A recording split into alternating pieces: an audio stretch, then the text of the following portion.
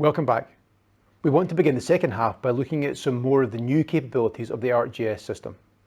Water, gas, electric utilities, and also telco providers have been making use of GIS for many years to design, manage, operate, and run their most important assets.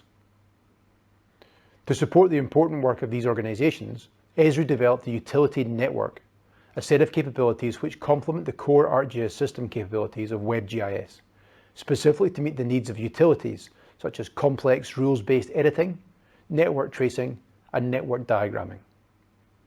To take us through the latest releases of the Utility Network, I'd like to pass over again to Megan Chong. The Utility Network is Esri's advanced framework for modelling networks across the utilities and telecommunication industries. Let's take a look at some of the new capabilities of versions 4 and 5 of the Utility Network, as well as get a glimpse of the Utility Network Editor web app, which streamlines editing workflows in action. The first thing I'd like to cover off are non-spatial objects. These came out in version 4 of the Utility Network, and they enable the modelling of a large amount of features in a small geographic space. Let's look at some examples in this communications network I have opened up in ArcGIS Pro. A typical asset where you would use non-spatial objects is a distribution hub terminator, which bridges the connectivity between these 3 access cables and this distribution cable to the south. A hub terminator may contain many disparate pieces of network equipment, all densely confined within it and making it challenging to model geographically. This is where non-spatial objects come in. Looking at its contents, we see that it contains 5 junction objects corresponding to a chassis and 4 groups of fiber connectors. If I expand the chassis, I see that it itself contains non-spatial objects, namely a slot, which then contains many different ports. Non-spatial objects might not have geometries, but they still have all the properties that allow it to participate in network connectivity and network analytics. So I can select a specific port in this hub terminator and run a trace from it. This brings me to another new enhancement, trace configurations, which appeared in version 5 of the Utility Network. These are pre-configured traces that have parameters already set and can be saved in the server's definition of a web map, so they can be used in both web maps and the upcoming release of field maps in ArcGIS Enterprise 10.9. So in this case, I'll choose a downstream port trace configuration that I created earlier. I'll select the downstream trace because I'm interested in what features lie downstream from this port in the event that the port malfunctions. When the trace executes, I see that this group of buildings may potentially be affected. Non-spatial objects add that finer level of granularity when modelling your assets without overwhelming the map and having to resort to stacked geometries. Now I'd like to switch gears and look at how we can edit Utility Network data in a web environment. The Utility Network Editor is a lightweight web app that allows users to work and interact with the Utility Network. It's been specifically designed so that non-GIS specialists can make edits, run traces, and carry out their business workflows. Users can access the single source of truth of the network assets from a web browser while knowing that they're viewing the most up-to-date version of their network. In this instance, I'm assuming the role of a data technician who is tasked with updating this water supply network in Queenstown. Firstly, I need to find the asset. I can use the find function to input the asset ID. A new residential service connection has recently been added to support a new property, so my responsibility is to update the network with that latest information. What the Utility Network Editor excels at is ensuring complete understanding of how my assets are connected. If I select the fitting, I can view the network rules to see what is already connected. When I expand the pane, it automatically shows what types of features I can connect to the fitting based on my network rules. So I can go ahead and select and create my residential service connection line. All the valid assets to which I can connect my line to are highlighted for me. This ensures that as an editor, I have full confidence that my edits are valid the first time. After laying down the line, I'll finish off my edit by connecting the residential service connection. Before I can finish my edit, because allowing nulls was disabled for those fields, I'll just need to fill them out. And of course, these could have been attribute rules that your organization requires you to have. and all of that is honoured in the Utility Network Editor. I've just shown you some brief and simple editing workflows in the Utility Network Editor, but that was really the tip of the iceberg as to what its capabilities are. The challenges of water utilities not only include maintaining high-quality detailed data, but also minimizing unplanned incidents, ensuring network resilience, and providing timely responses to impacted customers and infrastructure. To learn more about how the Utility Network and the Utility Network Editor play a role, join us at the Utilities and Asset Management stream. Thanks, Megan. As you can see, the Utility Network is a powerful and intuitive way for utilities and telco operators to manage their assets, including some of those new capabilities such as the web editor. And as Megan said, please join us at the upcoming Utilities and Asset Management webinar on the 23rd of September to learn more about the technology and how it's being used. The ability to take GIS data in and out of the field has opened up many different workflows for organisations, including data collection, but also other field-based workflows such as navigation, work order management, and staff tracking. For these field workflows, a key success factor is having the appropriate interface for the job being done, streamlining these operations and maximising the quality and efficiency of the data capture. To this end, the ArcGIS field apps continue to evolve, and so to share some of the latest developments in this area, I want to pass back to Julian. Whether you're conducting asset inspections, environmental reports, or perhaps welfare assessments, capturing accurate location information is essential to the work you do. Now, you and I are geographers, and we see the world and location data a little differently to the average person. So while you can record an XY coordinate using an Excel spreadsheet, paper-based form, or even a printout map, you and I both know there are better ways to capture, understand, and analyse this information. Enter the ArcGIS field apps, your entry point to digitally transform your organisation's field operations with the power of location, not only enabling field work to be completed faster and more efficiently, but also a better return on investment. As many of you are aware, in the past we've released focused applications to fulfill each phase of the field operations lifecycle. However, to alleviate the pain of configuring and administrating multiple applications, we're working on combining all these capabilities into one super app, ArcGIS Field Maps. ArcGIS Field Maps was released early last year, and I'm hoping many of you have downloaded it and started migrating your projects over. But for those of you who aren't familiar, ArcGIS Field Maps currently brings together the markup and offline capabilities of Explorer, the high accuracy, data capture and editing capabilities of Collector, the real-time location tracking of Tracker, and soon to join the fold, the work order management of Workforce and turn-by-turn navigation of ArcGIS Navigator. You may be thinking, with one super app with so many capabilities, how do I set it up to meet my needs? Well, that's where the Field Maps web app comes in. With access to ArcGIS Online or Enterprise 10.8.1 or later, you can use the web app to get your maps field ready, from configuring your maps properties and offline areas, to designing smart forms to make your data capture process all the more intuitive for your users. Now, I know many of you have already deployed ArcGIS Field Maps across your organisations, so now let's take a look at some of the latest enhancements with this quarter's release. With development being focused on amalgamating the capabilities into one app, this release brings several quality of life enhancements, including a new switch input type. This is ideal for fields where you have a true or false domain with a default value. With conditional visibility, smart forms allow you to harness the power of Arcade to display logic-driven fields, and you can now easily duplicate your Arcade expressions to use throughout your project. Similar to that found in Survey 123, you now have the ability to not only add placeholder text, but also add descriptions to guide the user on what they should be entering. And on the data collection front, we have advanced options for deleting points at scale, along with defining which characteristics your users can copy, to help speed up data capture whilst reducing user error. And the last enhancement of note is an option to enforce location tracking when a map is open, keeping your field team safe at all times. Now, these may all be minor enhancements, but stay tuned for the road ahead section to hear of the exciting plans in store for ArcGIS Field Maps in the year ahead. Alongside Field Maps, ArcGIS also supports a number of specialised data collection tools, including Quick Capture and Survey 123. For those of you who are not familiar, ArcGIS Quick Capture is a mobile application specifically designed for rapid data collection workflows, and the heart of the user experience is based on this notion of big buttons, making quick capture the simplest and most effective way to capture field observations, whether you're, say, travelling at speed or perhaps geolocating thousands of assets.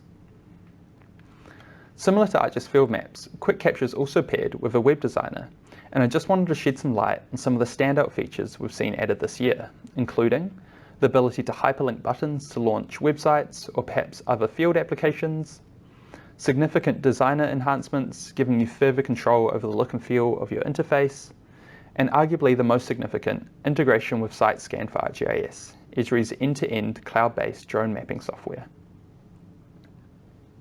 With the August release, we've also seen the addition of some brand new features. This includes the ability to record up to 5 photos per record, allowing you to photograph your asset from multiple perspectives. And to complement this, the Oriented Imagery web app, giving you the ability to visualize the location of your photo observations and their field of view in a single application. And last, but certainly not least, I'd like to give you a quick update on the fan favourite Survey123, Esri's form-centric data capture application. Survey123 can be deployed on the web, on your desktop, or even offline on your mobile device.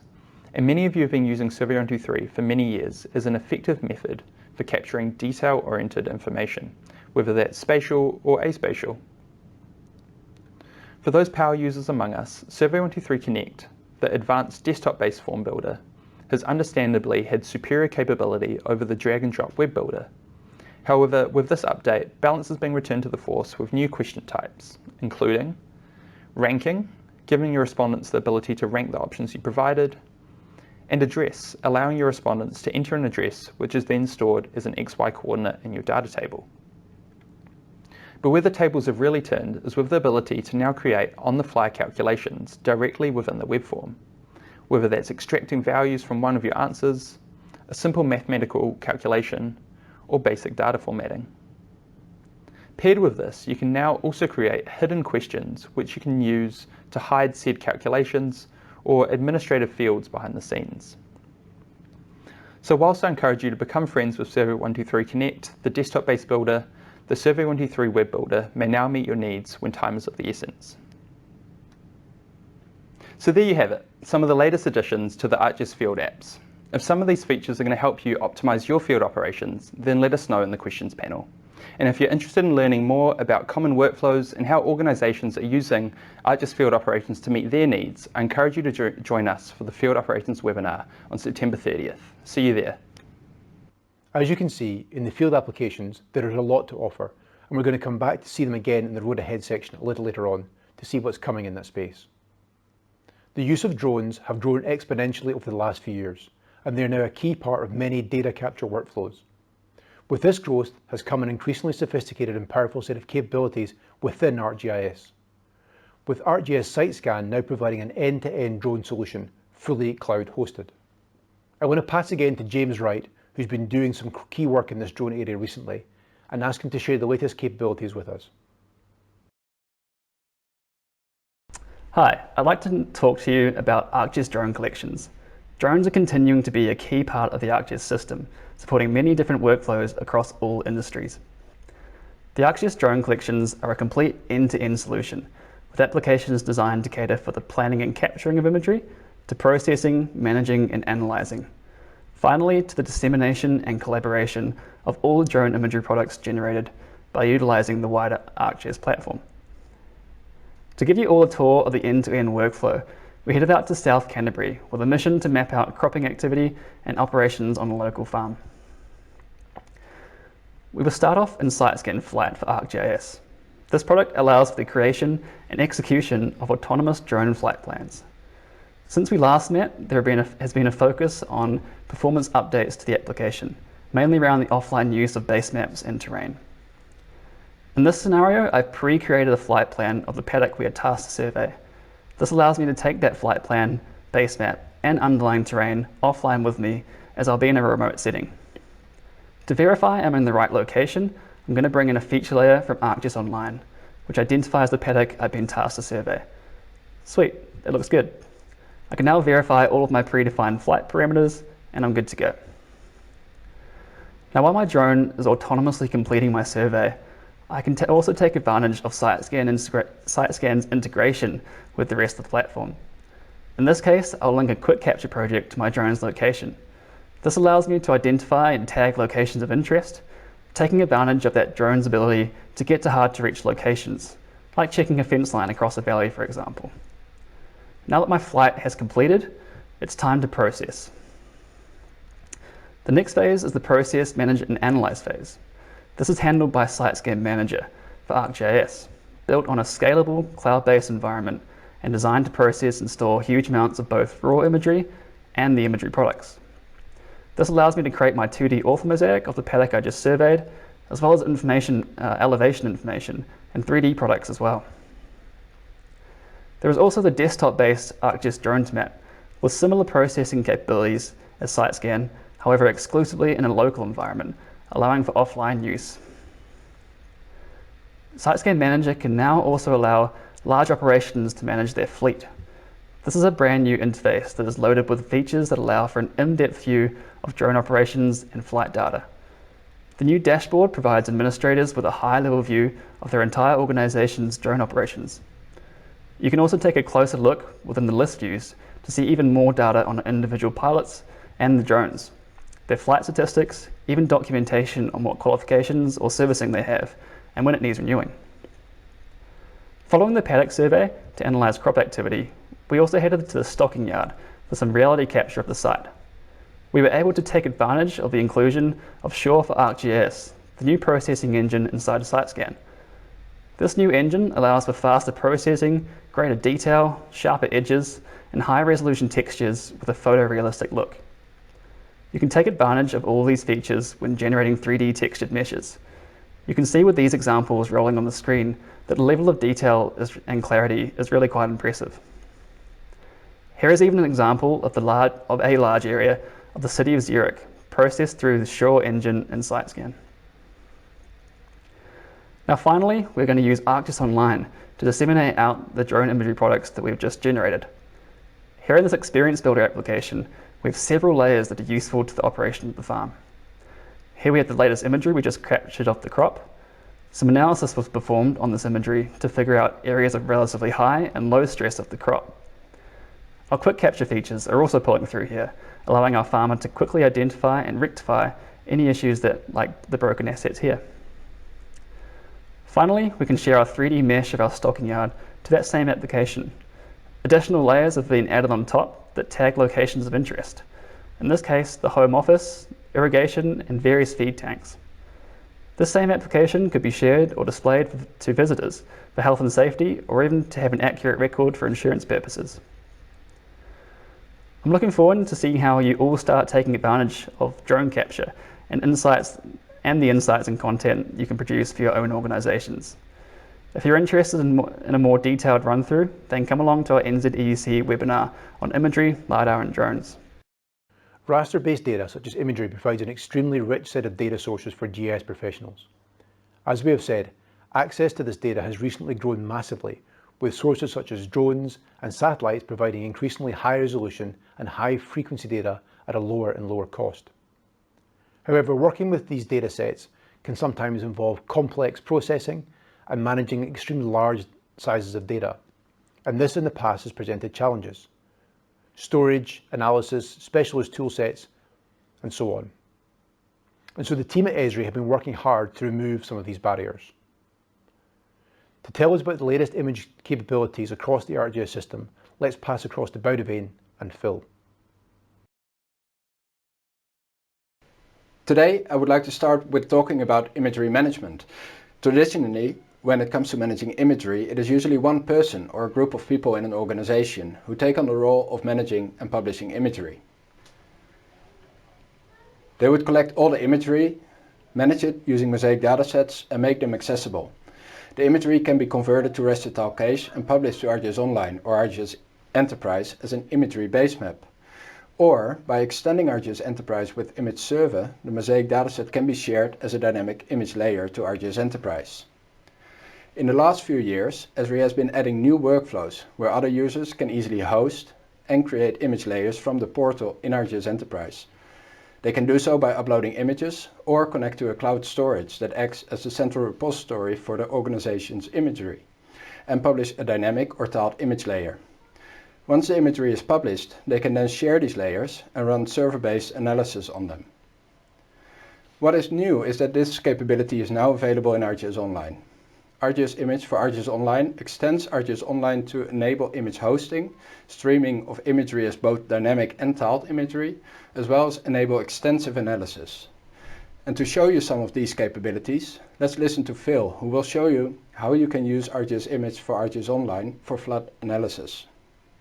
Hi everyone, today I'll be showing you some imagery of Westport from before and after the flooding event on the 17th of July 2021 in ArcGIS Image for ArcGIS Online. The first step is to import the imagery. In the content menu, click Add New Item and click Imagery Layer.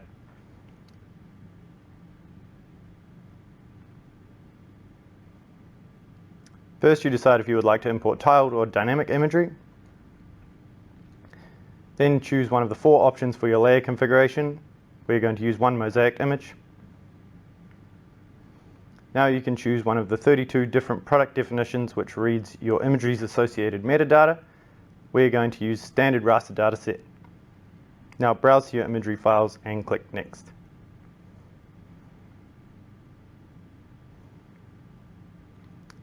Finally, add some item details and click Create. In the interest of time, I've already imported three layers, 2 aerial imagery layers, one from before the flood on the 7th of June and one from the day after the flood on the 18th of July. I've also imported a 1 meter DEM for additional analysis.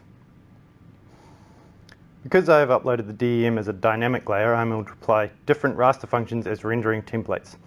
Under Image Display, I can quickly change the rendering to show different raster functions as the default view for the layer.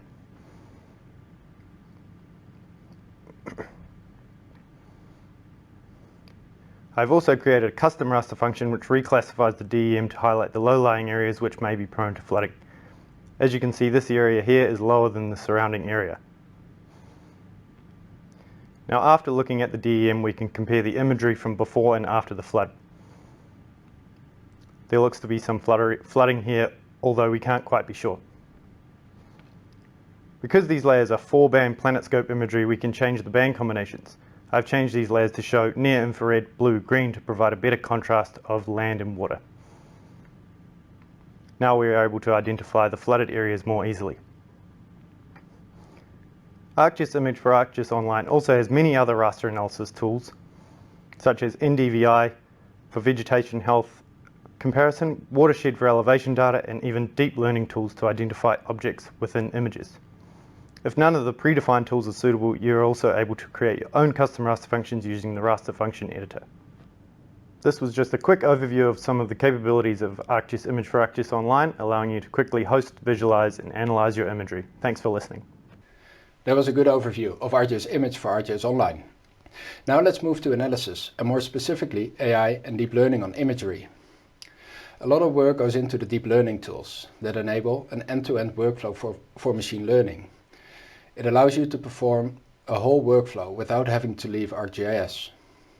The tools can help with managing, storing and pre-processing the imagery, as well as helping with labeling, training and inferencing.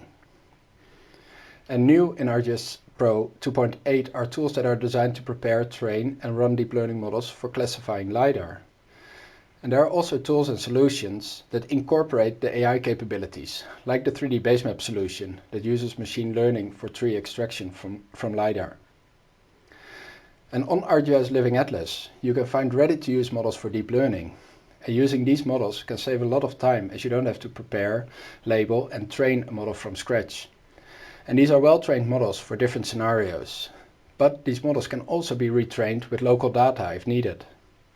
And there are models for aerial imagery, like detecting solar panels and pools. Or for satellite imagery, there are models that classify land cover. And you can use models to classify power lines and trees from LiDAR. And these models can be used in ArcGIS Pro, ArcGIS Enterprise, and now also in ArcGIS Online.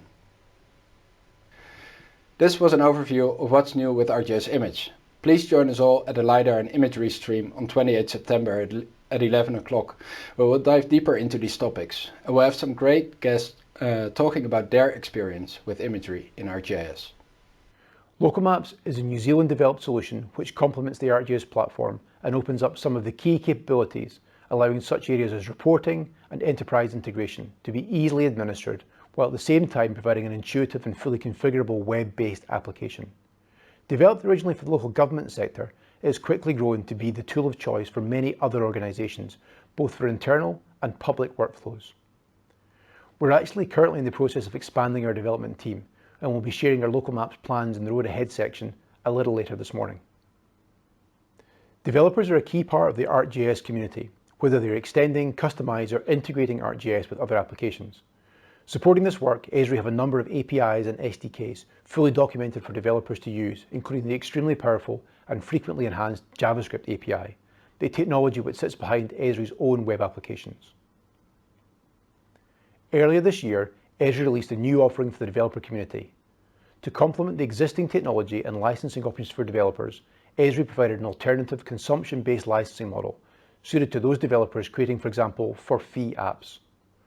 Alongside this licensing option, Esri also released a set of supported integrations to allow you to work with rich ArcGIS services inside other non-Esri GIS technologies such as Mapbox and Leaflet.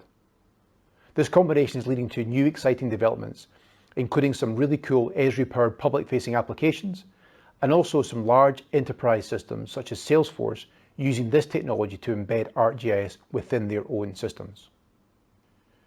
ArcGIS solutions are a fully supported set of open source capabilities which sit on top or alongside the ArcGIS system. They're focused on dealing with specific industries and workflows. To tell us about these solutions, as well as how they can be used in your own work, I want to pass across to Esri's Gert van Maren, part of the Esri Solutions team and based here in New Zealand. Thanks, Scott. So what are ArcGIS solutions? Well, they are industry-specific maps and apps. And what does that mean? Well, basically, for different industries, we've created these solution collections, if you like. It can be pro projects, it can be ArcGIS online applications, it can be maps, it can be scenes that really address a specific need within those industries. And the key thing, well, besides just checking them out because they're free, the key thing to know is that they are fully supported by Esri. They are part of the ArcGIS platform, and I'll repeat myself again, they are freely available. There's no cost associated with these solutions, and they're all open source as well. And they are really part of the platform. So you can call them an ArcGIS product that you get just for free. And as mentioned, there is support, so you can ring up.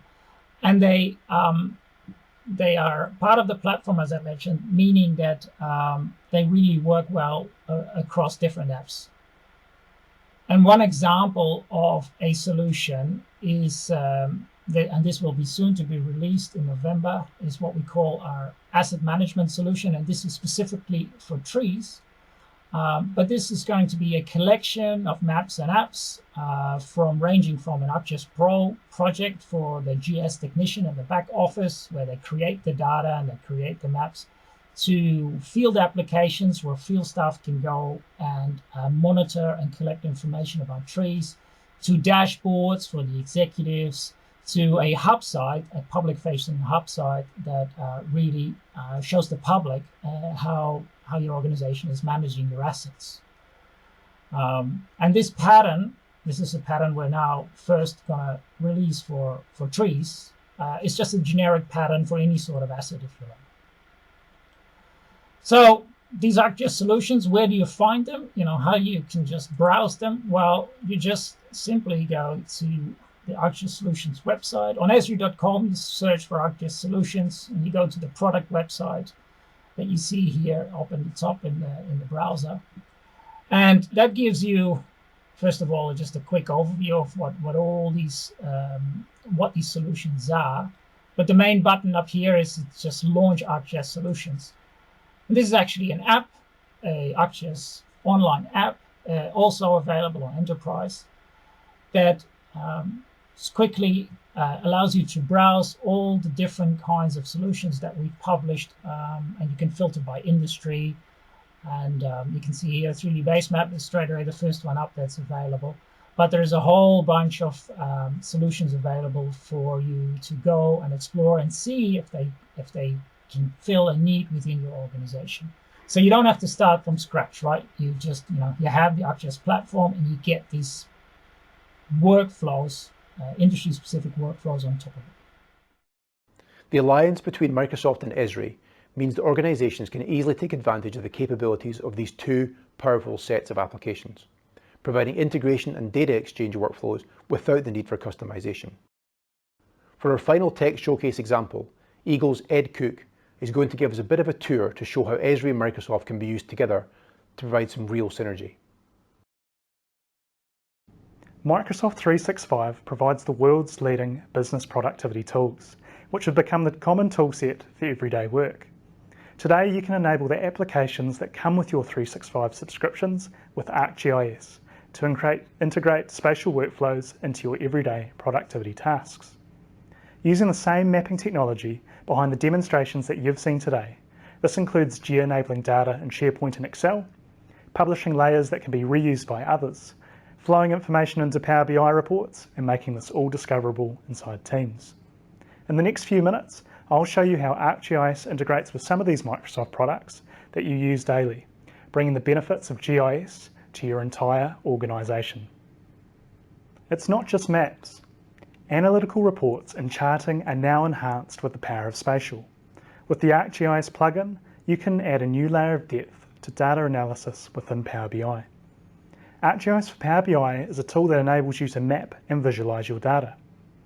The built-in spatial analysis tools and Esri's rich collection of global data can help you uncover patterns and trends that are difficult to see in charts, tables or spreadsheets. You can bring your layers and others to enhance the context to your analysis.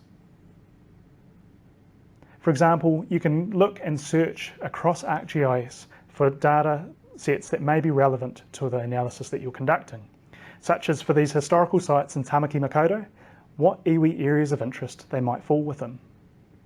So searching and adding these to your map, you can then explore and understand your data deeper. And with these data sets that you're adding into your map, you can then share these reports with these layers visible to all who have it shared to them. So where to share? Many organisations now use Teams to collaborate, and ArcGIS can now be part of your communications here too with ArcGIS for Teams. You can use ArcGIS for Teams as a centralised location for your ArcGIS content. Ask it to show the map you made, or search for an app from inside the chat window. How it works is you open and sign into your ArcGIS organisation, and immediately you have access to map-related content. You can then open and modify the map, including the symbology. You can change it to something that may be a bit more appropriate given the circumstances that we're currently in, such as a heat map. Once those settings have been locked in and you're happy with the product you've created, you can then collaborate and share these interactive maps and apps privately with your groups or publicly with everyone. Once published, your map shows as an item inside ArcGIS Online, allowing future access from both Microsoft and Esri, enabling you to add location and context with maps and apps that help tell your story in your next virtual meeting. And where there's a meeting, not far behind is PowerPoint, and with ArcGIS Maps for Office, maps will now be too. Gone are the days of inserting pictures and screenshots. With Maps for Office, you can now add, make, and embed an interactive map to inform your presentations. Searching and adding a map that we created just a few moments ago in Teams, we can quickly locate it, preview it, review the legend to make sure it's the right messaging to our audience. We can modify its layout too to make sure it fits in with our slide theme. And then finally, during our presentation, we can enter live mode and dive deeper to help communicate those tricky topics, using in this case, yet again, a heat map.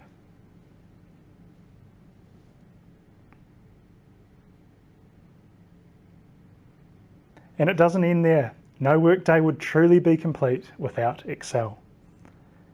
Maps for Office includes a plugin here too, enabling you to visualize, create, and publish geospatial data.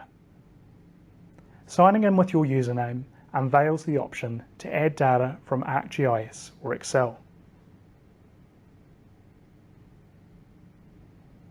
When we click Excel, we'll then have the ability to geocode.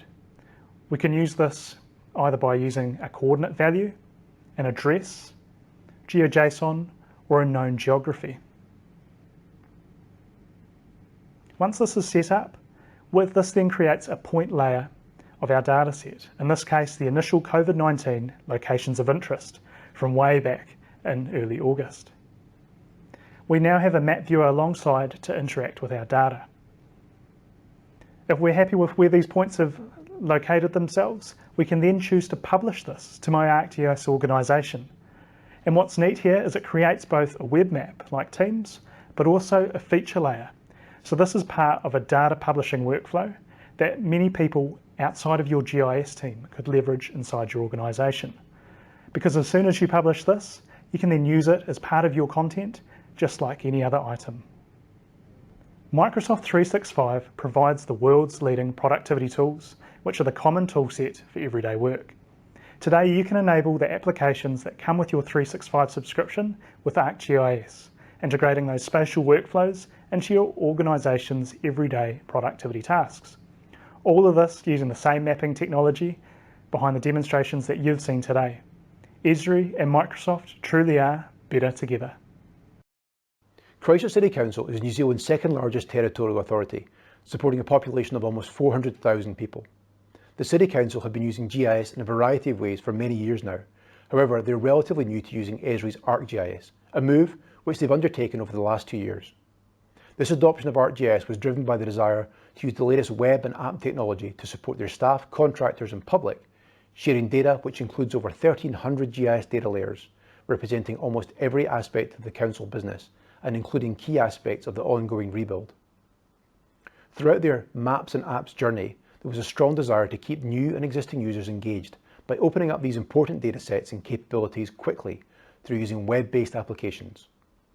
The team's initial transition work was around decoupling the apps and data tiers and then accessing this data through their ArcGIS Enterprise, including using OGC standard-based services and query layers to support this. For the end-user applications, the GIS team looked to use the many configurable tools that existed within the ArcGIS toolset, typically enabling them to roll out new applications into production in a couple of weeks. This approach also allowed them to minimize any use of custom code, only using customization where absolutely needed, such as using Esri JavaScript API to embed GIS maps and workflow into public websites and internal systems like their SAP system. The outputs from this work include a range of focused data-driven applications supporting many different aspects of council work, including Three Waters, customer service, animal control, public notifications, and many others. I want to turn over now to Paul Barr and Chris Sharman from the Christchurch City Council GIS team to take us through just 3 of those applications, including some of those integrations which they've created with other enterprise systems to support those end-to-end workflows.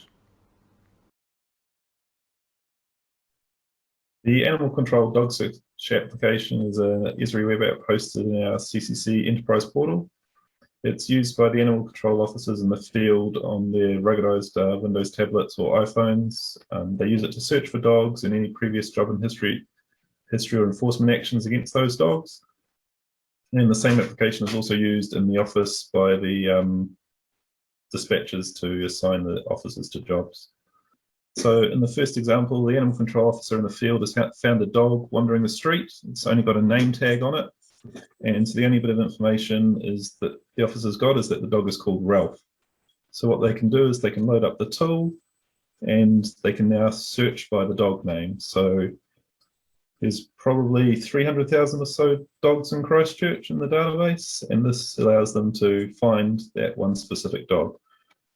So we've typed Ralph into the search and we're going to hit apply.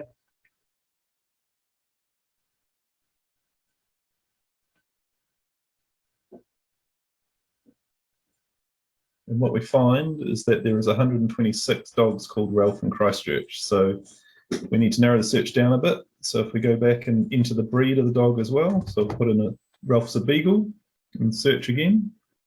And now we find that we've found the exact dog we're looking for, and the details come up, including its home location on the map. The officer can then also click on any of the dog icons on the screen and bring up the full dog's history, the owner's contact details, as well as any infringement history and any other open tickets about the dog.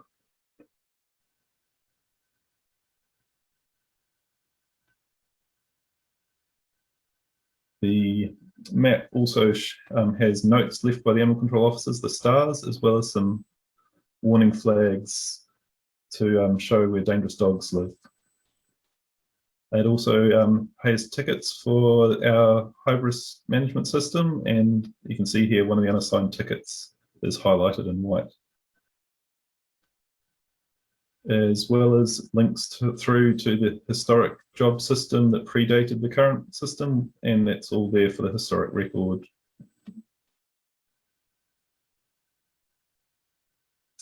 The info summary widget allows us to see all dogs of a particular breed that are in the current map window, and it updates as we pan the map. The same functionality also allows us to look at the types of jobbers in an area, and as you pan, you can see what the most common issue is in that part of the city.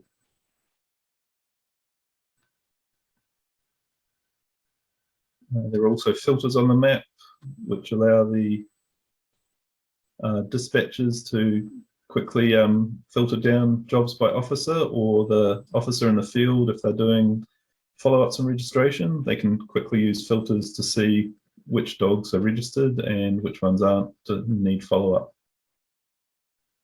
So the next application I'd like to show you is our self-service mail-out application.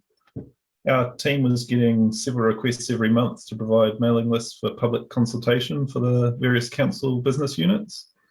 And so we wanted to free up our own time and allow the customers to get their results straight away.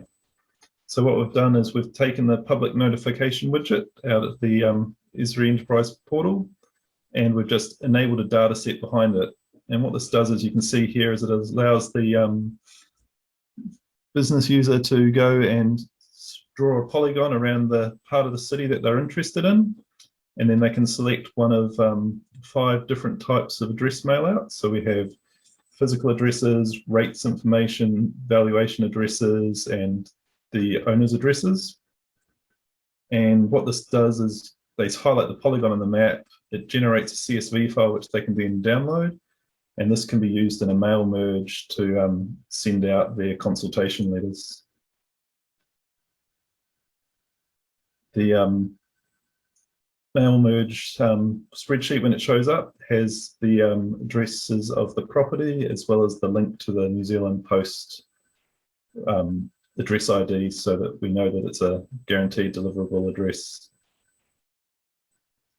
So one of the ways that the animal control officers might find out that there's work for them to do is through the council's high-risk tool, which is the name given to the citizen engagement platform. And so you can see here, a citizen can come onto the council's website, hit the report button, and then they can pick the type of issue they're reporting. So in this case, a citizen would report a problem with the dog.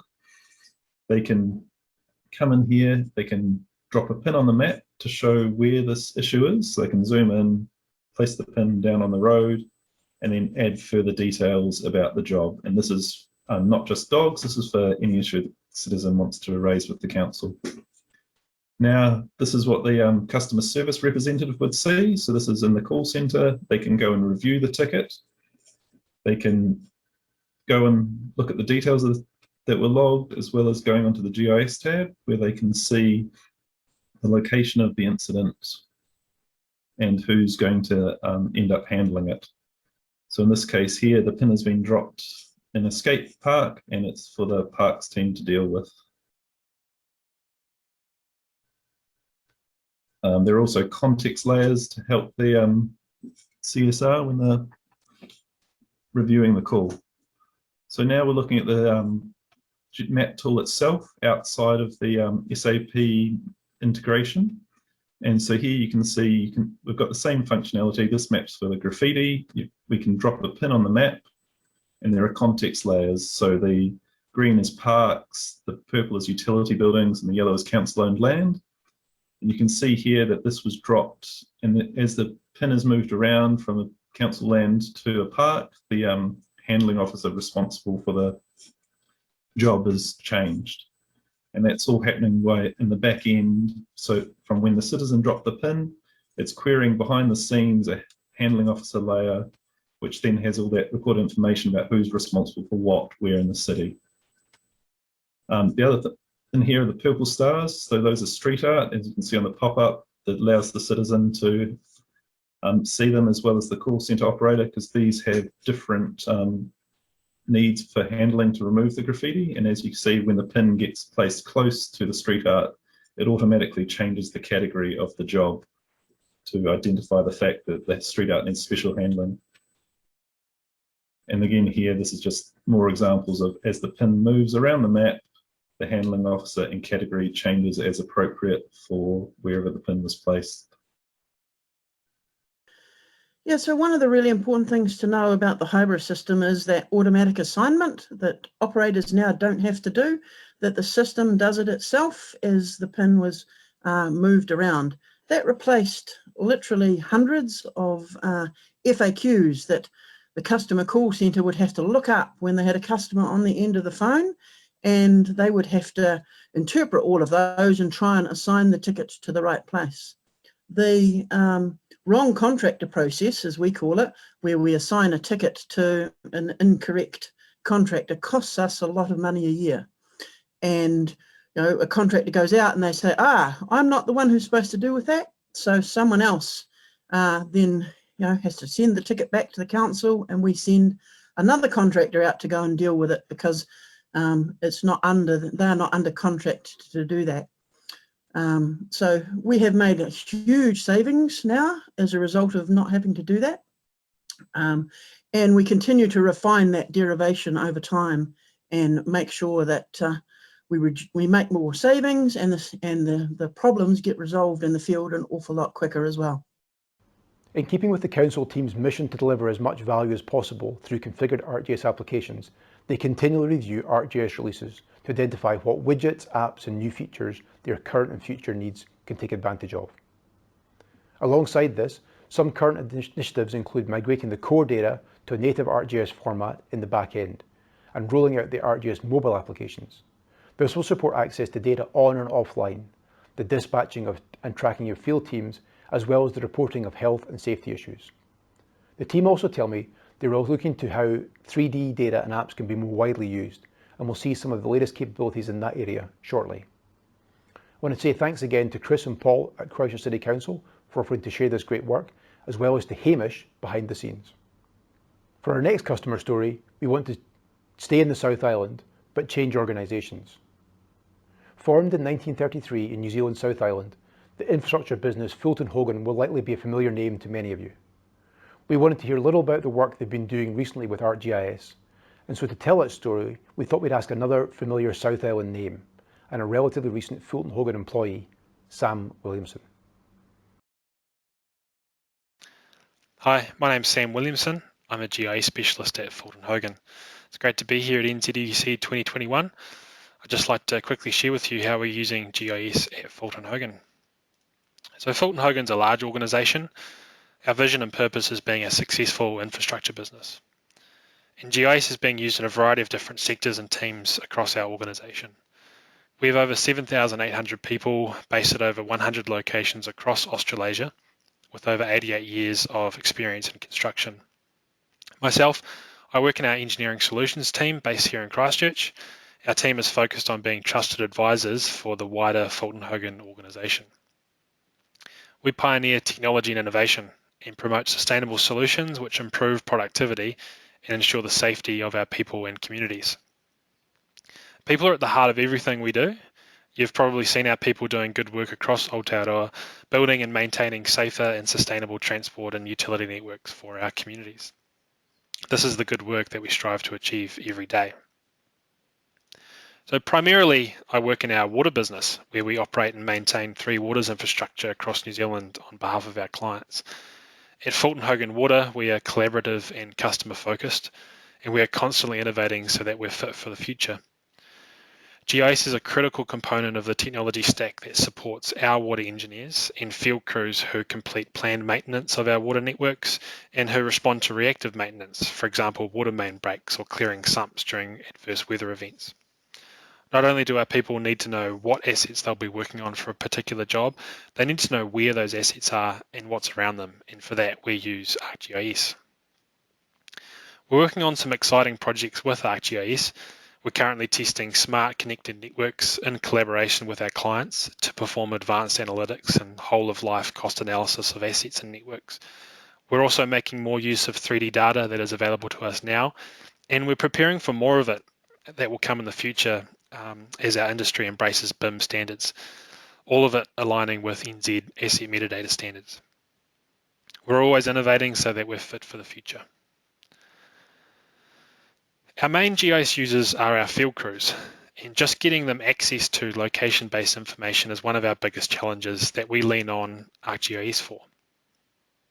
We integrate ArcGIS with our enterprise asset management system, Maximo, and with these two systems working in concert, we provide an intuitive, easy-to-use app on their iPads for our people to access the information that they need to do their jobs safely.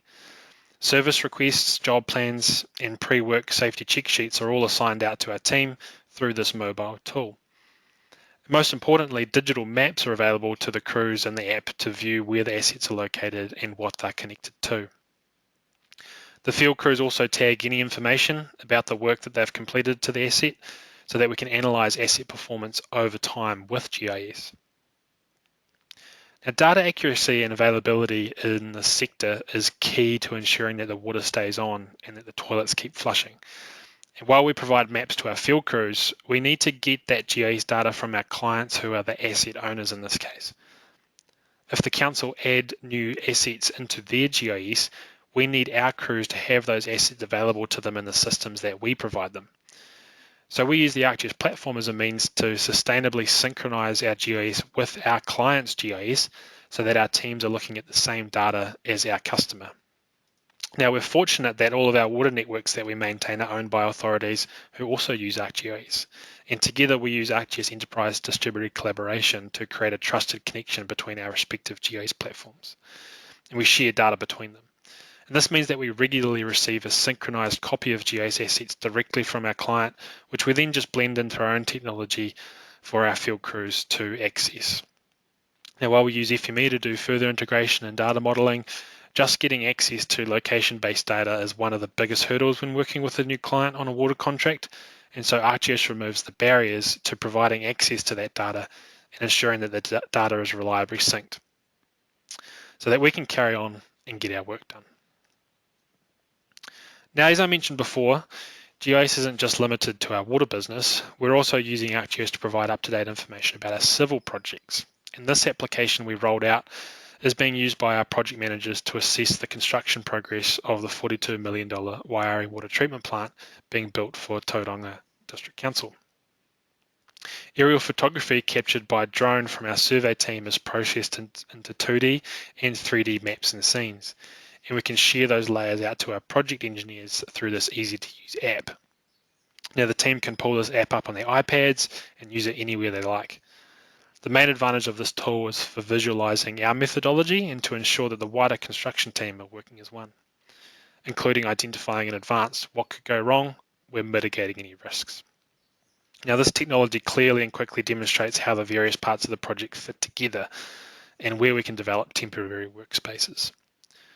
We can also bring 3D design models into the app as a building scene layer and visualize what's yet to be constructed.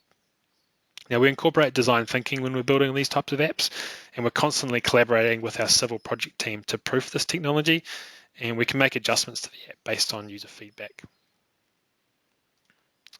Down to Canterbury now, where our GIS engineer, Tim Belsar, is doing some really good work for our Canterbury regional office. Tim has been making use of out-of-the-box apps like Survey 123 and Field Maps to get data captured by engineers on site. And simply put, he's making it easier for our people to capture data, and we're reducing paper-based workflows, and we're making data available to our management team faster. He has rolled out successful projects using GIS, including on the Christchurch High Street upgrade, Sail GP at Littleton Harbour, and this project on screen, which is just deployed for ITS and TS maintenance contracts for Waka Kotahi and Canterbury. So that's just a quick overview of how we're leading the way with technology and using ArcGIS at Fulton Hogan. Overall, GIS is providing inherent value to our people. We're reducing barriers to spatial information so that our team can get their work done efficiently and safely. So thanks for watching. I hope we can catch up soon.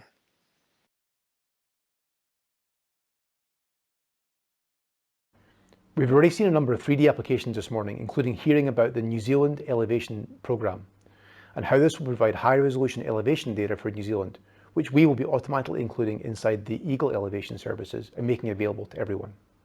And so with that context, we want to take a moment to look a bit more deeply at 3D, the why, the what, and the how. And to do this, I wanted to invite Gert van Maren from the Esri 3D Solutions team to share some examples of New Zealand work, as well as some of the projects that he's been working on. Thanks, Scott. Now, before we look at some 3D GIS uses in New Zealand, I really would like to take a minute and talk about the value of 3D for your organization. So what we're seeing around the world is that GIS users are adopting 3D more and more. And why is that? Because 3D has real value. So if you model your data in 3D, you get a more accurate representation of the real world. In 3D, it's also possible to show data that's, for example, under the surface together with data above the surface, which is very hard to do in a 2D map.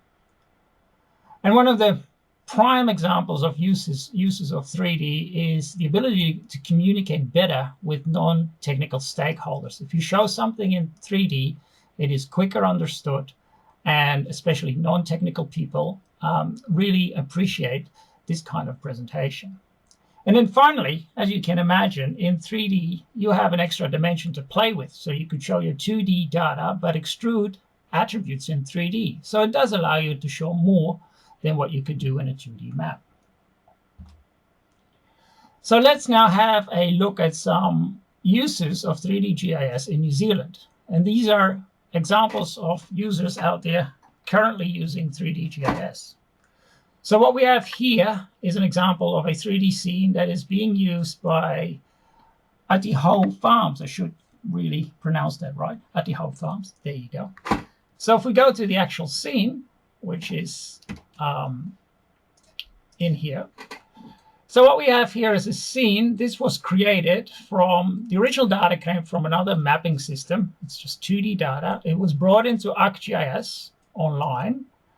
And then applied some simple rendering in 3D and applied the labeling. And this really brought the scene to life for the customer. And you really must keep in mind here that the data that is streaming in, these are just feature layers from ArcGIS Online. So this is live data. As soon as something changes in the feature layers, it will be visible in the 3D scene. And what we're having here, what they're visualizing are hazard areas. So this, in this case, 3D is being used in the health and safety industry, if you like, really trying to visualize the hazard areas in 3D. Here's another example of the use of 3D, and this is the University of Otago.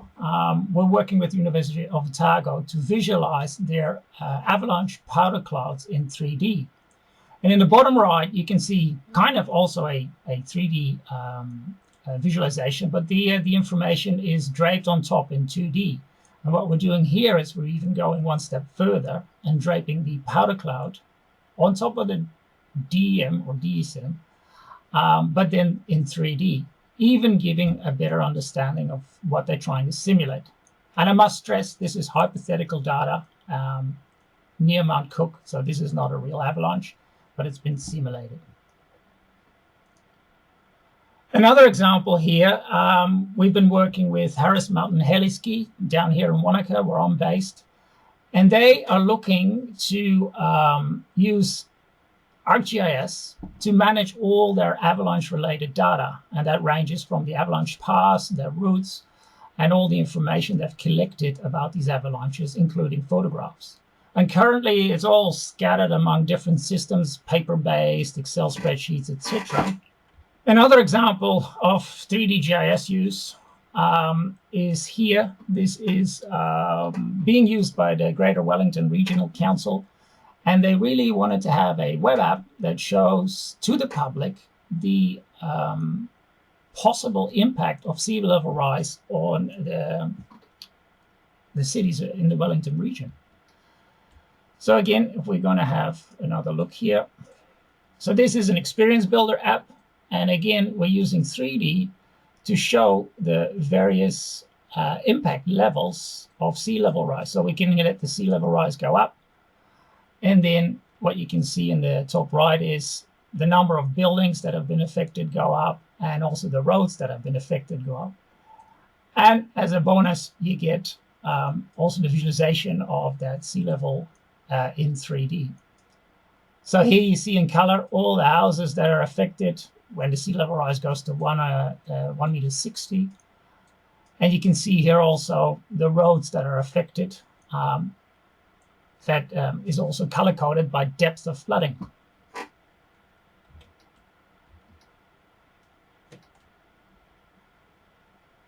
But then the question I always get, excuse me, and I used to be 3D product manager before I joined the solutions team, is that, well, these 3D visualizations are awesome, but I don't have data in 3D. I don't have 3D data. And I find it really hard to create these 3D scenes. So this is what we're working on now, is that there is a couple of ways to get to these 3D scenes. And the first one is really simple. Your 2D data that you currently have, you can just drape in 3D. What you see here on the left is just simple points that depict the peaks in New Zealand and some points for the huts and lines for the tracks. And you can just open up a web scene and load in the New Zealand elevation and load in New Zealand imagery, for example, or New Zealand topo map, and drape these existing layers in 3D on top of your terrain.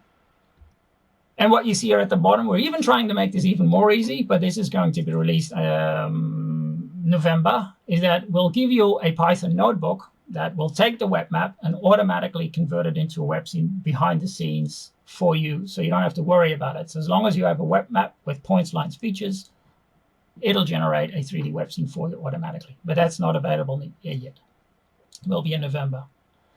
Then there's another way of creating 3D, and that is when you have LiDAR data. ArcGIS, the ArcGIS system, has a lot of tools that allow you to extract features from your LiDAR. First and foremost, you can classify your LiDAR in ArcGIS using deep learning models. And then you can extract features such as trees, buildings, and even power lines and power poles. And this is data from that I received from Environment Canterbury, just to show the concept of the feature extraction. So if you have just your normal LiDAR point cloud, I'll just quickly show you how it works.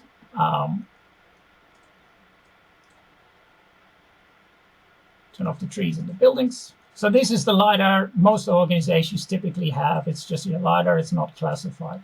So what you can do then within ArcGIS, we can classify this LiDAR point cloud. And then we can have the ground classified, we can have the trees classified, and we can even have those power lines classified, so that we can then start to extract features such as transmission lines, and we can place tower models in the location where the power poles are. And we can also extract our trees and our buildings. So this is another way of creating your 3D content if you have LiDAR data. And then finally, you might just have 2D data, but your attributes describe 3D features. Like, for example, here we have tree points where we have a lot of information about these tree points. We have the genus, for example, but we also have the height of the tree. Then we can use these attribute data to generate actual 3D content. So the map on the left can be used, the data in the map can be used to create these 3D tree models. So I made a little video clip that kind of shows the concept. And again, this will be released as part of a tree management solution in November. So let's say I have this map with my tree points and I got my genus up there. And this tree died, right? I use a field application and I'm collecting in the field and I say, oh, this tree died. So I'm changing the genus to being dead. And then I measured this other tree and it actually is a lot higher than is in my data. So what I'm doing here is I'm updating the attribute of the tree in my field map. This gets directly updated in my feature layer in ArcGIS Online. And then I can run this Python notebook, which will be part of the solution. And that basically creates an associated scene layer with that point feature layer. And it will set also the rendering on that layer. And as you can see now, as I refresh my scene, I have a larger tree there, which is attribute driven.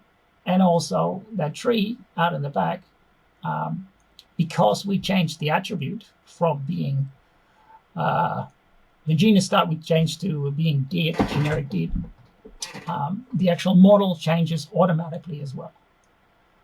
So we're going to do this for trees and also for street signs, but you can imagine in a way any sort of point line polygon feature with attributes could be automatically converted into some sort of 3D representation using such a notebook. And then finally, so we've had, you just have 2D data. You can show it in 3D and use existing elevation services and image services to show it nicely in 3D. You can have feature extraction from LiDAR, which is a way to create actual 3D features. And then you could have 2D features with attributes and generate 3D features of those. But you might also be interested in data from data providers. And what we're showing here is what we call integrated meshes, these kind of 3D images that really look good in a 3D scene. So if we go to a live web scene of that, so this is actually Frankfurt in Germany. I don't have a mesh for New Zealand, so I couldn't make a New Zealand example. But in this case, you see here this mesh, which is just the skin of the earth, if you like. That was provided to us by, at that time, a data provider. It's called Shore. N-Frames was the company, but ArcGIS actually acquired this company. So these meshes that you see here now, we now have a product called Shore for ArcGIS that allow you to create these meshes within the ArcGIS platform from imagery you take, for example, with drones. And in this case, this mesh is really being used to show, for example, different flood impact scenarios again. And the beauty of these meshes is that, again, you can drape your 2D data right on top of this 3D data. So these flood impact polygons, these colored polygons on top of the mesh, really is just 2D data that you can just simply drape on top of the mesh. Okay. So that were all the ways to create this 3D data. And now you might think, wow, this is still too complicated for me. Well, we've created an ArcGIS solution. It's called the 3D Base Map Solutions that has a lot of these workflows that I just described in this solution. And it allows you to create all these 3D layers using an ArcGIS Pro project with task-based workflows, making it really simple to create that 3D content. Thanks, Gert. To reiterate Gert's points, going 3D is now a whole lot easier, both through having data more readily available and through easier to use tools. So please do check out the upcoming 3D capabilities with your own data and applications. Our last set of technology topics focus on the future, what's coming for a few of the Esri applications in the short to medium term. And to do this, I'm going to pass to the Eagle and Esri teams to go through some of these updates now. So firstly, I want to highlight the great relationship that is formed between Esri and Autodesk. The relationship is all about integrating their technology, their BIM and their engineering tools with our GIS technology. Esri have been working closely with them over the last year and a half to develop a new product called ArcGIS GeoBIM. This is a new piece of technology that can access Autodesk BIM 360, Autodesk Construction Cloud, as well as Forge Viewer, and read in their graphic features of BIM models. These models will be connected through a new item type called a GeoBIM project, directly linking to our ArcGIS Online and Enterprise features. While there are currently connectors to Autodesk applications, this will be the first time that there is a direct cloud-to-cloud connection. With a cloud connection to BIM 360 established, it allows users to build applications on top of these GeoBIM projects. These can support design and construction and operations of a building in a geographic context. I'd like to now give you a very brief look at some of the GeoBIM tools and applications available on release. It starts in the GeoBIM Project Manager, where I can create my account connection into the Autodesk Cloud. Next, I'll head to the Tools page, where I can automatically create links between my GIS and BIM. By selecting engineering documents and issues and clicking Run, GeoBIM will begin to search into my Autodesk project folder and begin to create boundary features that link back to my original BIM items. Now that the link is created, we can create GeoBIM applications. As you can see, there are several templates to get you started. The templates include documentation review, site context evaluation, design construction coordination, and an issues dashboard. Here in this application, you can see GIS, which includes a base map, infrastructure layers, and our building scene layer. You can see that the rooftop unit is selected, and thanks to creating our links in the previous steps, we can connect directly to the Autodesk Revit model of this mechanical system. This shows the full route of the ductwork and engineering specifications, detail you simply wouldn't get through GIS alone. We can create similar links with AutoCAD and Civil 3D drawings as well. Also in this app are the locations of issues, allowing for project managers and executives to keep tabs on issues as they arise. The real value in GeoBIM is really in providing that geospatial view of BIM assets, directly with the most up-to-date documents through the dynamic linking of the two. This reduces the need for data conversion and ultimately helps to make decisions with the right data at the right time. Now that's been a really quick introduction to GeoBIM. We're excited for its upcoming release around the end of the month, so stay tuned for that. Later in the year, we will also be holding a specific architecture, engineering and construction webinar, where we'll be covering GeoBIM in more detail, as well as other relevant industry topics and user stories. So if that sounds interesting to you, stay tuned for communication coming out from our team in the not too distant future. Cheers. Hi everyone, so local maps. What's happening in the road ahead? Well, a lot really. We have some key updates coming in the next 6 months and beyond that I want to go through in detail with you. First, let's talk about what's coming in the next 6 months. First of all, new gallery designs. Now it's no news to any of you local maps users out there that the gallery has not really changed too dramatically. With the new generation of local maps in the works, we see this as a really great opportunity to give the gallery a bit of a revamp. Now this is aiming to modernise the current design while giving you some more templates to choose from. We'll also be implementing a beta program with the new design so you can go out and trial things. For the gallery designs themselves, we'll be using the Esri design system Calcite. Now this will give the local maps gallery the familiar look and feel, similar icons and design features that you've seen across the Esri ecosystem. And we want to hear from you. If you are part of the local maps community page, then you will have seen the recent call for feedback around the gallery that we've posted. So please give us your thoughts. We're also focusing on continuing quality enhancements and looking to hold some feedback workshops across the country. So keep an ear out for an update on those. Looking at the near term, a core goal for local maps, as we've spoken about before, is the re-architecture that we're undergoing. The local maps viewer is also up for a revamp, moving to Experience Builder that we know a lot of you out there are loving. We will maintain the widgets and the specific functionality that you know from local maps. This is also a really great opportunity to leverage what Esri are pushing out and keep you aligned with the latest and greatest.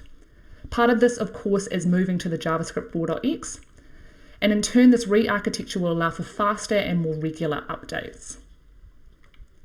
Long term for local maps, we're looking to offer a software as a service solution for organisations out there. But of course, for those on-prem users, we will still have a containerized version that will be available.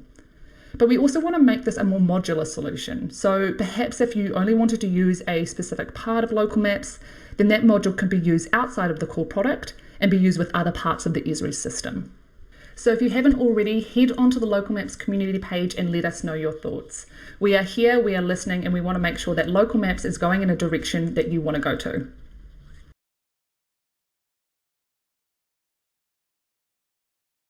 First, looking at organisation, administration and items. So in this month's release, you can look forward to scheduled administrative reports that let you know the status of members in the org, what items are being used, the credits being used and the activity of the organisation.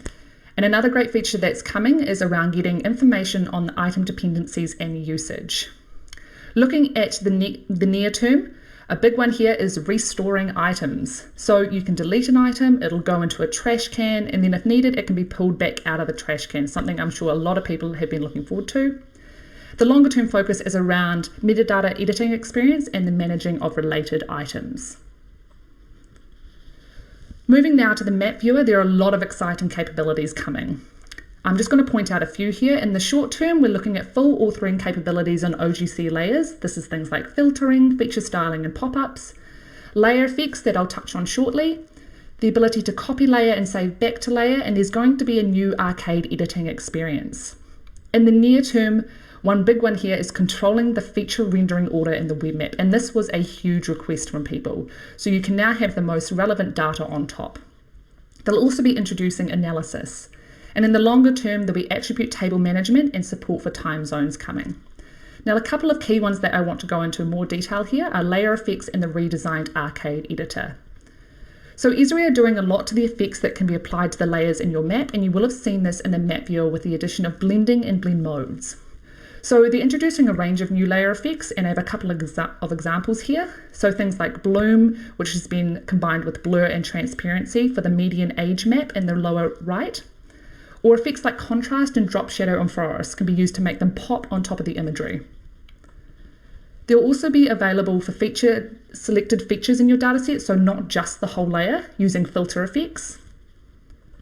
And longer term, there'll be map effects, and this will give you the ability to do things like vignetting. We're also looking at introducing textures that you can apply to the background of your map. And now this here is just a really cool example of how we can use all of these effects together to turn a semi-average base map into a beautiful map like this, all done in the browser, which is pretty powerful. Looking at arcade now, so Esri are creating a new arcade editor, which is not just for the map viewer, but can be anywhere where you edit arcade.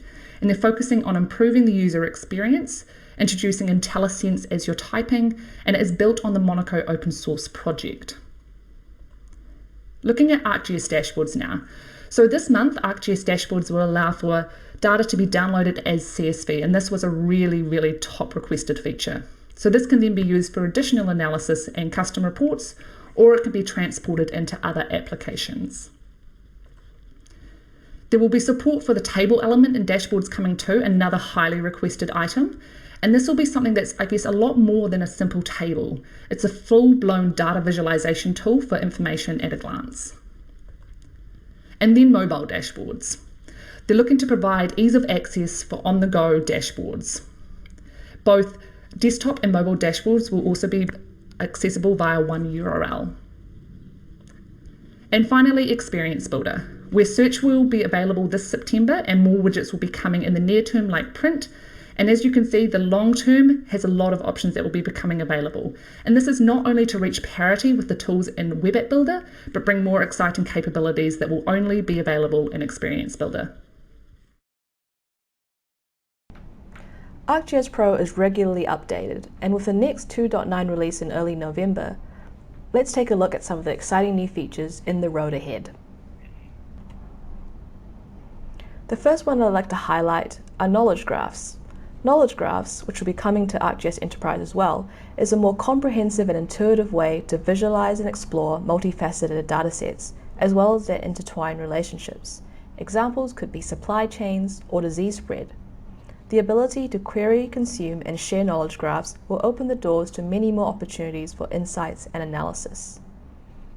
Another capability coming to ArcGIS Pro are animated symbols. Users will be able to set dynamic animation on point symbols to display values such as flow direction or intensity.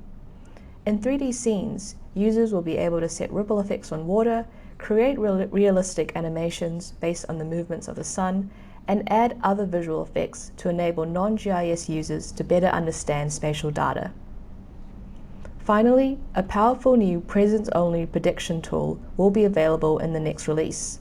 With this tool, modeling the relationship between the occurrence of an event, its underlying factors, and predicting where the occurrence may next occur will be possible without having to gather difficult-to-collect representative absence data.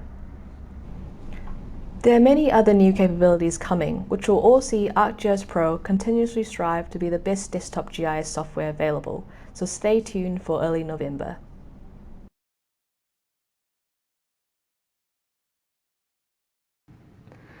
As you saw in the technology update, ArcGIS Field Maps is the future of location-enabled mobile GIS tools. It currently incorporates the capabilities of Explorer, Collector and Tracker, with ArcGIS Workforce integration currently in progress and expected early next year, and ArcGIS Navigator integration due to follow later in 2022. With that in mind, I'd also like to remind you that Explorer, Collector and Tracker will be retired in December of this year, meaning there are no additional planned enhancements or upgrades scheduled. So if you haven't done so already, I encourage you to download the Field Maps app and start migrating your projects today. Esri are also putting significant effort into a number of other areas, including an ArcGIS Field Maps module coming to the integration platform Integromat, allowing you to create webhooks when a feature is created, updated or deleted. This could trigger actions such as a text or email alert, a report to be generated. The possibilities are endless. Support for ArcGIS Enterprise and a Power Automate module will be coming in a future release. ArcGIS Field Maps is also providing utility network support, which is now in beta. With this functionality, you'll be able to perform queries and traces on your network directly on your mobile device. And finally, ArcGIS Quick Capture is doing some integrating of its own by absorbing the real-time tracking capabilities of ArcGIS Tracker. The early adopter program is open now and is planned to be released in Q4 2021. So there you are, some quick-fire, exciting new features coming to the ArcGIS Field Apps in the not-too-distant future. So what's coming next for 3D at Esri? Well, what we released in July with the UC, there's a whole bunch of new functionality, and I won't go through everything, but there's a couple that are really important. You know, for example, the ability now to live edit data in 3D in the scene viewer. We also introduced an elevation profile tool in the scene viewer that allows you to quickly draw a profile and see information over that profile directly in the scene viewer. We also released 3D instant apps, which is again a sort of an app configuration, a 3D app configuration where you just have to pull your data in and you have a 3D app. Now in the midterm, and the midterm can range from 6 months to a year, and don't quote me on this, but we really want to add the functionality you see there in that column. And one of the more important ones is what we call a 3D object feature layer. So we're introducing a new type of 3D object in the ArcGIS system, and that will be rolled out across also the scene viewer in the next year. And another one that is quite important is that is to be able to save scene layer configurations directly, like you do with your map layer. That will really help our users to save the associated symbology and the labeling, etc., in a layer. And in the long term, this is something on our roadmap, and we don't have a time for it yet, but we get a lot of requests for 3D support in dashboards. That is one thing we're really aware of, that we really need to do that. And in the meantime, you can create a 3D dashboard app experience and experience builder. So if you look at the examples for Experience Builder, there are a number on there, the free examples that are available, a number on there that have dashboard style feel to it. And then also voxel layers, which are available now in ArcGIS Pro. You have the ability to share those as a scene layer and view them in a web scene. And other stuff that is in that pipeline on that list is, for example, an ArcGIS Earth API. And one that is not on here, which is quite important, is also there's going to be an ArcGIS Urban API, allowing lower level access to all the functionality of Earth and also ArcGIS Urban. So what is specifically in the pipeline for ArcGIS solutions when it comes to 3D? And this is where I work, so I have a much more clear view of what's coming and what's not coming. So we'll have an update to the 3D Basemap solution, one of our most popular solutions that we have. And what's going to be in there, this is the November release. It's going to be the ability in there to classify power lines through deep learning, and you'll be able to use a already trained model that is available on the Living Atlas to do your initial classification of your power lines. And then you can use so-called transfer learning to further improve that model with local data. What I want to implement is the ability to extract power line features. So you saw already there is the extraction of the actual wire, the conductor is already in there, but I want to be able to extract the XYZ for the tower locations and also the height of the tower automatically from the LiDAR. So then we can symbolize that beautifully with a 3D symbol. And then also the 3D base map solution will also have this web map to web scene notebook in the solution itself. And this will allow you to add a web map to a 3D base map. So you created a 3D base map using the solution, and then you want to just see your existing 2D data nicely rendered in that 3D scene. And that's where you'll be able to use that Python notebook for.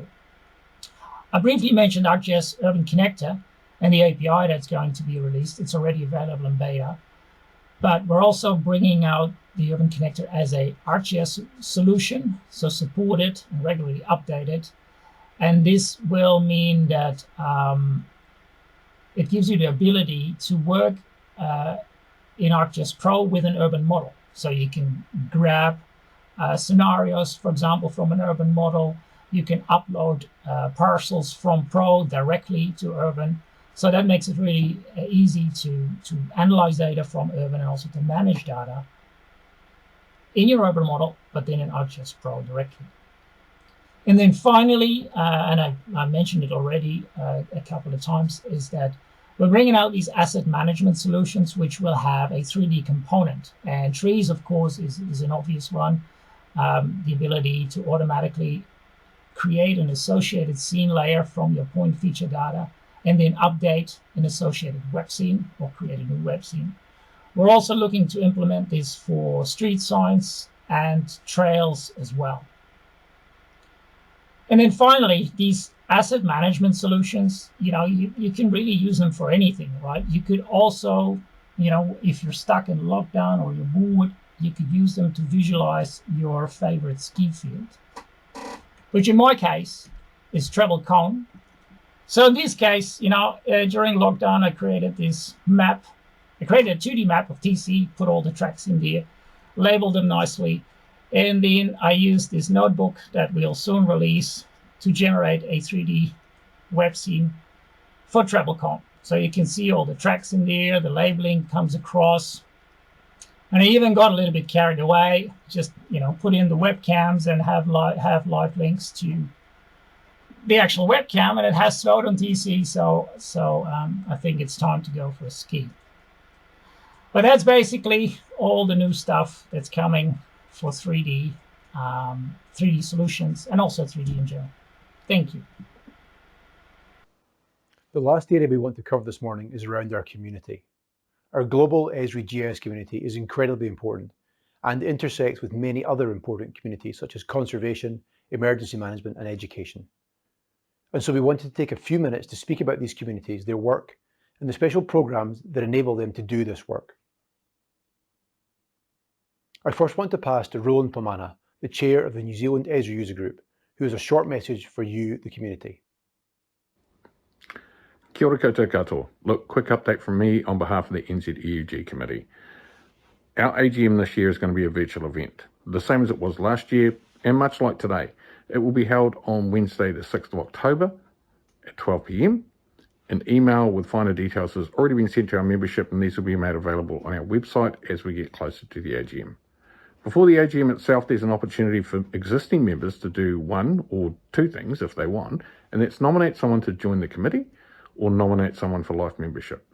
Only existing members can make nominations, but the person they're nominating can be anybody, can be themselves, or can be a person who's not a member of the NZEUG. So make sure you get those nominations in. Other than that, we'd like to say thanks to our partners throughout the year, Alterra, GBS, and especially our friends at Eagle Technology who are bringing us today. So sit back, relax, enjoy your NZEUC, and lastly, take care, stay safe. Kia ora. Another key part of our community are partners. There are now almost 30 Esri partners in New Zealand, ranging from well-known organisations who've been established for many years to startups creating new and innovative offerings. We want to acknowledge the important role which they play in supporting your work also.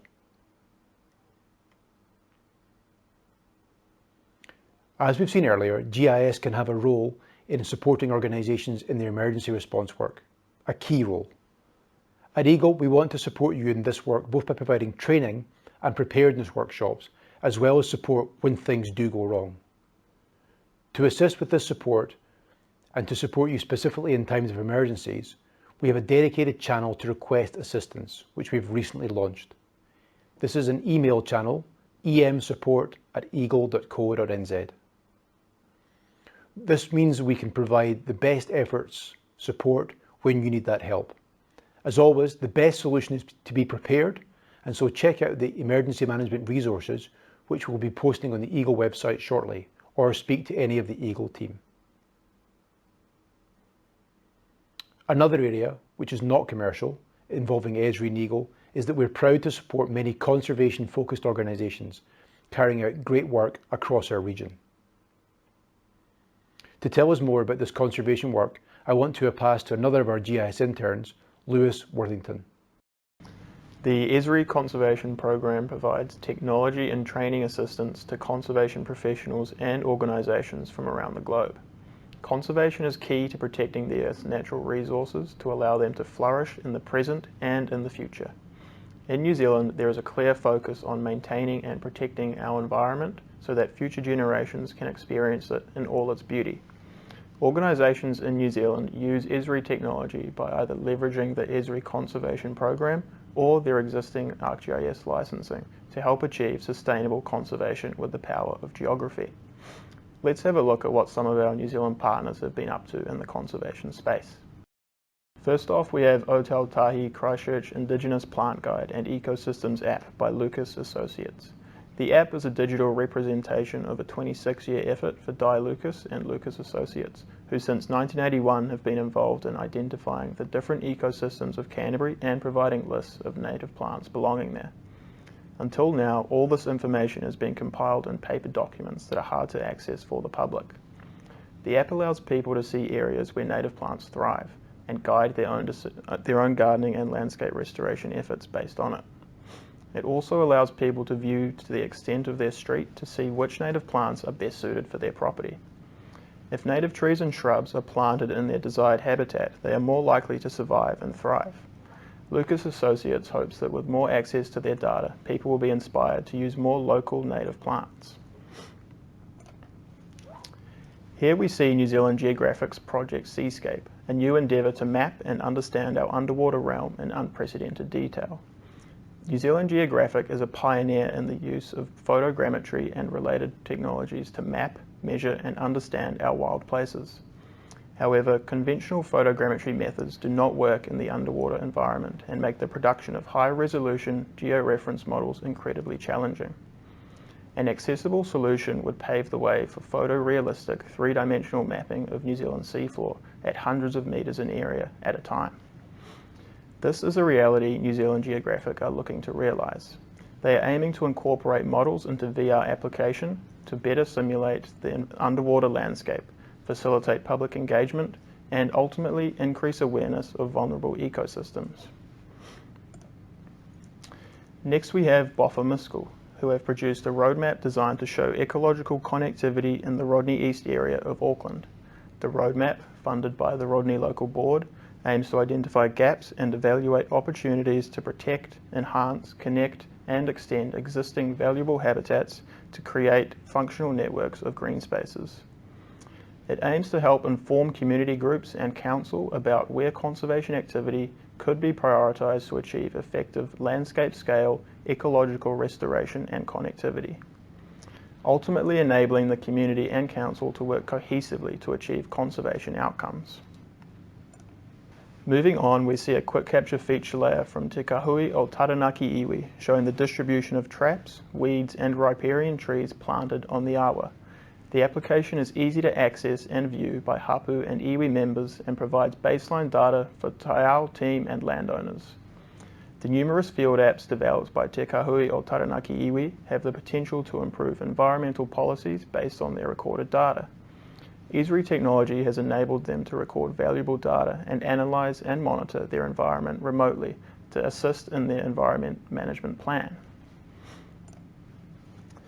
We finish with an update from our good mates Scott, Samble, Millie and the rest of the team at Ethos Environmental. Ethos use Esri applications to help them with conservation efforts to make New Zealand predator free. Scott is always looking for ways to push the capabilities of the Esri platform and has recently incorporated ArcGIS Velocity to get more accurate, real-time data about what is happening in our forests. With his trusty pest hunting dog Millie, Scott regularly travels around the country snuffing out any predators he finds. Ethos has innovative solutions to the problem of predators in New Zealand that have earned them praise in the spatial sector both here and around the world. We wish Ethos all the best in the future and hope that all the work you are doing is reflected in our forests. And that's an overview of some of the amazing work being completed in the GIS and conservation space. Thank you. Education and lifelong learning are key aspects of making the most of the GIS technology that we have available, both learning about and learning with GIS. For our final presentation to cover education initiatives that are happening in New Zealand, I want to pass across to Sohila Joya for the last of today's intern presentations. Many of you have been in the geospatial industry for many years, and some of you are only just starting your spatial journey, like me. But imagine how much more capable you would be if you had learned all this in school.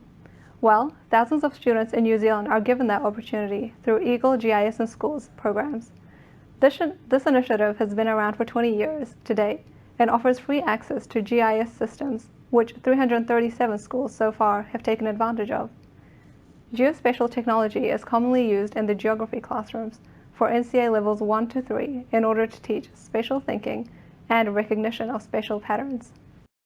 Schools such as Inglewood High School, Hamilton Boys High School, and Mount Aspiring College use products such as Survey 123 for data collection and citizen science projects, dashboards, and story maps to present independent projects, and the use of drones to map will possibly be incorporated into the classrooms in the future. Now we will hear from Brendan from Mount Aspiring College to see how they are putting ArcGIS to use in their classrooms. At level 1, we use Christchurch earthquake as our context for analysis of how to solve a problem, and they also use Survey 123 to collect data as well and visualize research data online. At level 2, it's a bit more of a step up, where we kind of modeled the distribution of homicides as well as interpreting the patterns of homicides, and then as you can see, using relationship maps to explain the socio-cultural factors that contribute to those patterns. So using GIS to solve a problem, then you've got to then, as a result of this, they've got to propose a solution of how they're going to solve this problem. For me, it's awesome to see how GIS is being used in classrooms, but I'm equally interested to see how students are finding this experience. To hear this, let's pass over to Gareth from Inglewood High School. Other use cases for ArcGIS using it across year levels 9 to 13 include Survey 123, dashboards, story maps, and my current project is figuring my head around drone to map. But of course, the most important thing you could say is what the students are saying, and as you can see here, some pretty powerful feedback from them.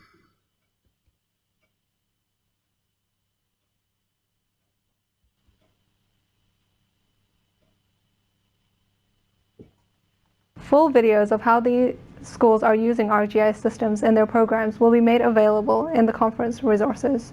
The GIS in Schools program has given students an opportunity to visualize their environments and to improve their communication and problem-solving skills. ArcGIS is also used in all universities across New Zealand for teaching and research. Examples include Auckland University's population health team have been working hard on their research into population distribution with their innovative index of multiple deprivation.